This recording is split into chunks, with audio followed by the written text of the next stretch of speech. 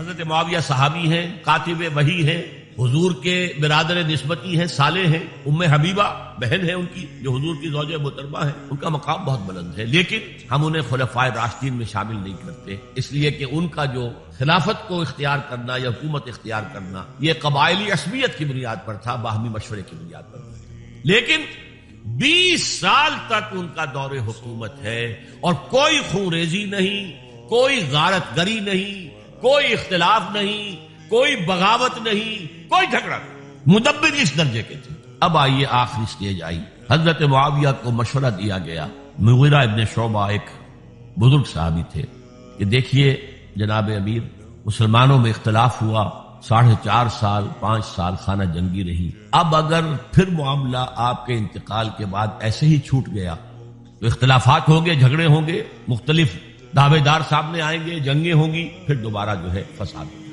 آپ کسی کو نامزد کر دیں۔ اور پھر مشورہ دیا اپنے بیٹے یزید کو نامزد کر دیا۔ حضرت معاویہ ریلیکٹنٹ رہے، لیکن اس کے بعد انہوں نے مان لیا اور فیصلہ کر لیا۔ یہاں میں چاہتا ہوں کہ بات سمجھ لیں اچھی طرح، اس معاملے میں اگر آپ حضرت معاویہ کی نیت پر شک کریں گے تو مجھے آپ کے ایمان پر شک ہو جائے گا۔ نیت پر نہیں، غلطی ہو سکتی، صحابی ہیں، نیت غلط نہیں تھی، نیت کیا تھی؟ اور میں سمجھتا ہوں 100% درست تھی کہ اب اتنا پانی گزر چکا ہے پل کے نیچے سے وقت کے دریا میں کہ بارے صحابہ سب رخصت ہو چکے، اب اکثریت 9 مسلموں کی ہے، عصبیتیں بھی ہیں، قبائلی عصبیتیں ختم تو نہیں ہوئی، لہذا جب تک کوئی قبائلی عصبیت پیچھے نہیں ہوگی حکومت کے، حکومت نہیں چل سکے۔ یہ ابن خلدون کا لفظ ہے، عصبیت، کوئی چیز جو جوڑے آپ کو، تو دینی عصبیت اب کمزور پڑ گئی ہے، اس لیے کہ حضور نے جن کو تربیت دی تھی وہ اب گئے، اکثر و بیشتر گئے۔ اب اگر ایسے ہی چھوڑ دیا گیا اور کوئی قبائلی عصبیت پشت پر نہ آئی تو پھر خانہ جنگی ہوگی، 5 سال تک ہوئی۔ اس بنا پر انہوں نے اسے صحیح سمجھا۔ آپ اختلاف کر سکتے ہیں، صحابہ کی رائے سے اختلاف ہو سکتا، لیکن آپ ان کی نیت پر شک نہیں کر سکتے۔ بہرحال واقعہ کیا ہے تاریخی اعتبار سے کہ یہ 10ویں سال میں نامزد کر دیا یزید کو اپنے بعد خلیفہ کے لیے، ولی عہد۔ اس وقت تقریباً سب نے بات مان لی سوائے 5 افراد کے۔ وہ 5 افراد بہت اہم تھے، بہت اہم۔ ابو بکر اہم ترین آدمی تھے، ان کے بیٹے عبد الرحمن ابن ابو بکر۔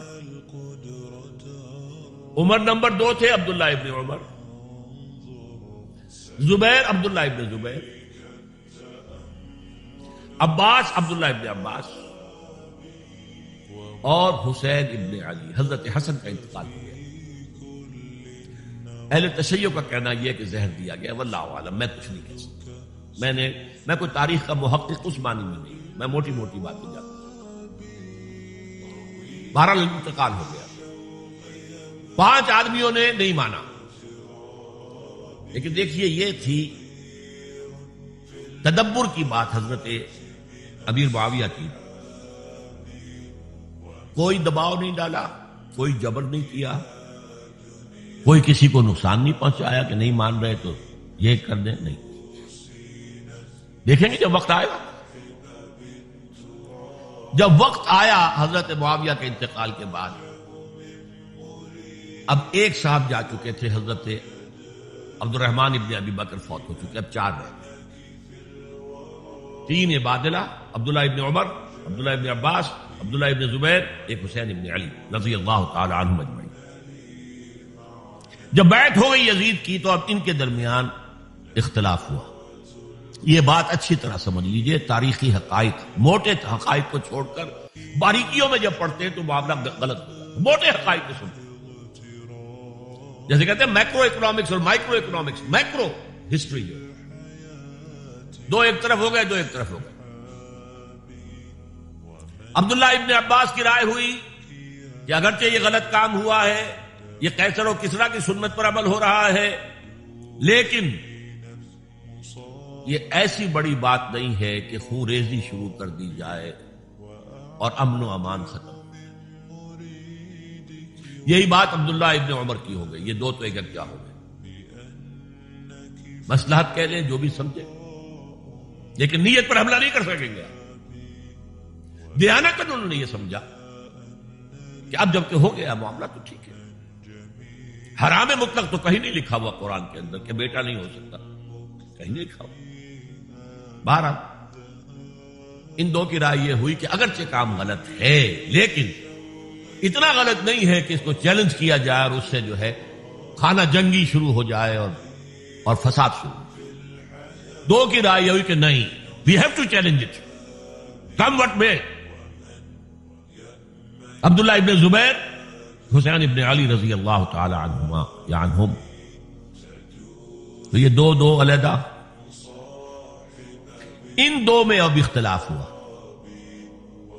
عبداللہ ابن زبیر کی رائے یہ تھی کہ یہی مقیم رہو مکے میں، حجاز میں، مکے اور مدینے میں، یہاں سے ریزسٹنس موومنٹ ہم شروع کریں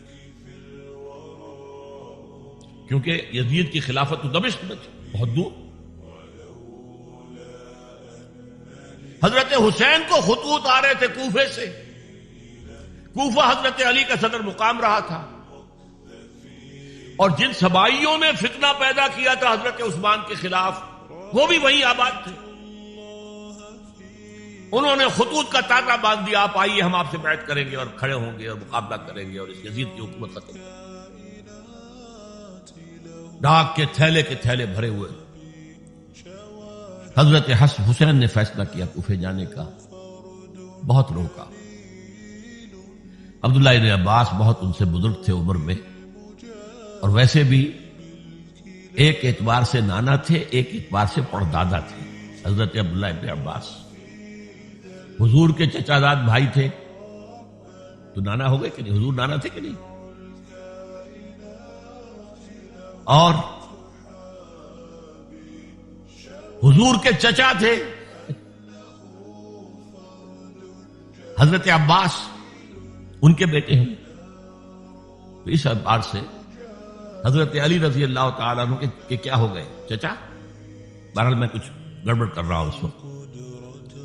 وہ دوڑتے جا رہے تھے کہ حسین خدا کے لیے مت جاؤ، خدا کے لیے مت جاؤ، یہ کوفی تمہارا ساتھ نہیں دیں گے. الکوفی لا یوفی، کوفی وفا نہیں کرتا وعدہ. اور خدا کے لیے اگر جانا ہے اپنے گھر والوں کو یہاں چھوڑ دیں. بس حضرت حسین پر رضی اللہ تعالی عنہ جو ایک کیفیت تھی، انہوں نے سب باتوں کو نظر انداز کیا. وہاں ہزاروں لوگوں نے مسلم بن عقیل جو حضرت حسین کے نمائندے کی حیثیت سے پہلے گئے تھے، ان کے ہاتھوں پر بیعت کیا. وہ خطوط آ رہے تھے اور بھی بات پختہ ہو گئی. ابھی راستے ہی میں تھے کہ پتہ چلا کہ ابن سیاد گورنر بن کر آیا ہے، اور اس نے جو وہاں پر تشدد کیا ہے اور ڈنڈا برسایا ہے، سب بیعت توڑ کے گھروں میں چھپ گئے. اور مسلم بن عقیل جو ہیں وہ بے یار و مددگار شہید بھی کر دیے گئے. حضرت حسین نے ارادہ کیا کہ واپس ہو جائے مدینے. اب مسلم بن عقیل کے بیٹے جو ہیں، وہ عرب کی ایک غیرت ہے، ایک آنر جسے آج کل کہتے ہیں، ہم اپنے باپ کا بدلہ لیے بغیر نہیں جائیں. اور حضرت حسین کی شرافت اور مروت، یہ لوگ میرے ساتھ آئے تھے، میرا ساتھ دے رہے ہیں، اب میں ان کا ساتھ کیسے چھوڑوں. بہرحال وہ حادثہ فاجعہ ہو کر رہا، اور اس میں سب سے بڑا سبب جو بنا ہے وہ میں چاہتا ہوں جس کی طرف کسی کی نگاہ نہیں گئی. افسوس یہ ہے کہ میرا اس پر جو کتابچہ ہے سانحہ کربلا وہ آؤٹ آف پرنٹ تھا. کوشش تھی کہ آج یہاں وہ پیش کیا جاتا. مختصر ترین، لیکن آپ دیکھیں گے کہ کلیئر ہو جاتی ہے ہسٹری. دو کتابچے ہیں. شہید مظلوم، میرے نزدیک مظلوم ترین شہید حضرت عثمان رضی اللہ تعالی، اور سانحہ کربلا، بہت بڑا سانحہ ہے، اس میں کوئی شک نہیں. حضرت حسین کا صبر اور مثابرت، استقلال اور شجاعت، یہ مثالی ہیں تاریخ کے اندر. اپنے سامنے جو ہے اپنے ایک ایک کر کے چراغ گل ہو رہے ہیں. خاندان سارا ختم ہو رہا ہے، خیر خار بچے شہید ہو رہے. وہ تو ایک بچہ بیمار تھا، حضرت علی بن حسین زین العابدین رحمت اللہ علیہ، وہ بچا ہے. لیکن اصل میں شرافت اور مروت جو ہے وہ بسا اوقات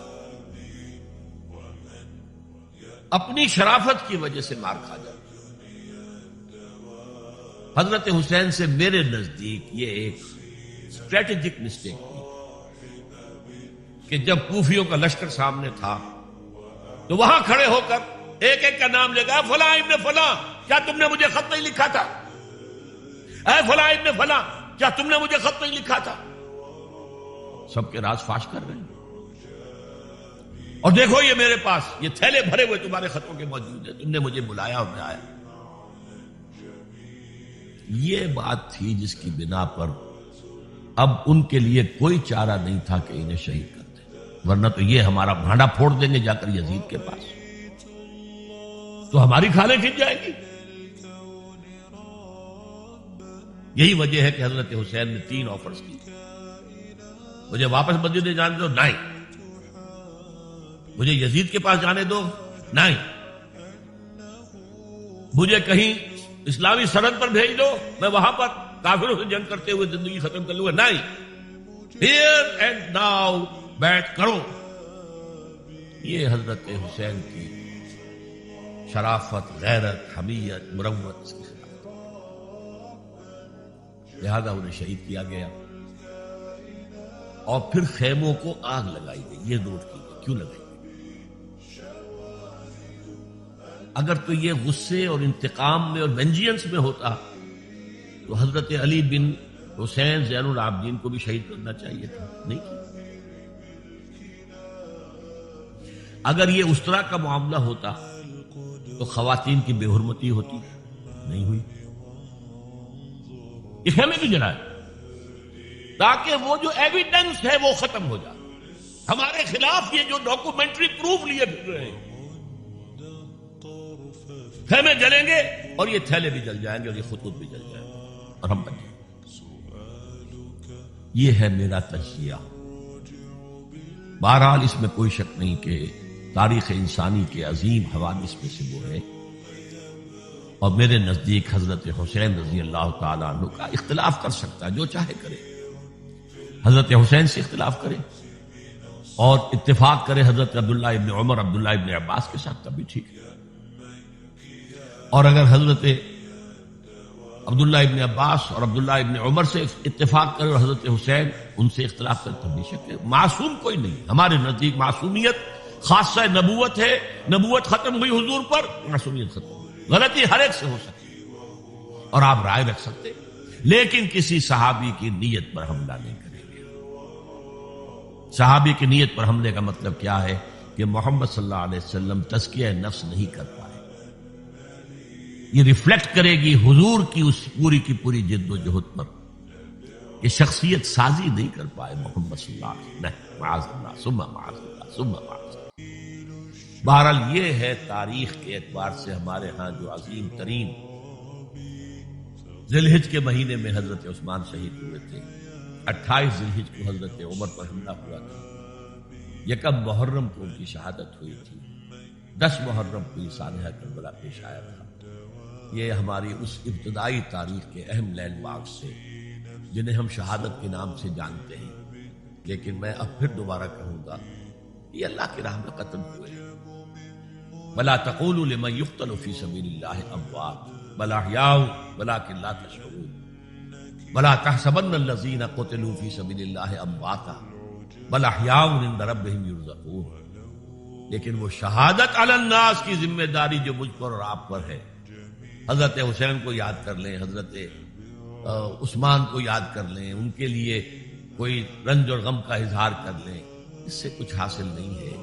حاصل تو یہ ہے کہ شہادت علی الناس کی تیاری کی، اپنی ذاتی زندگی میں آج سے گواہی دیجئے اللہ کے بندے ہونے کی، اپنے عمل میں، اپنے قول میں، اور کوشش کیجئے کہ مل جل کر اس ملک کے اندر وہ نظام برپا کرے کہ جو شہادت علی الناس دین حق کے ایک کامل نمونے کے طور پر دنیا پر حجت قائم کر دے کہ دیکھ لو اپنی آنکھوں سے، یہ ہے وہ دین حق جو محمد لے کر آئے۔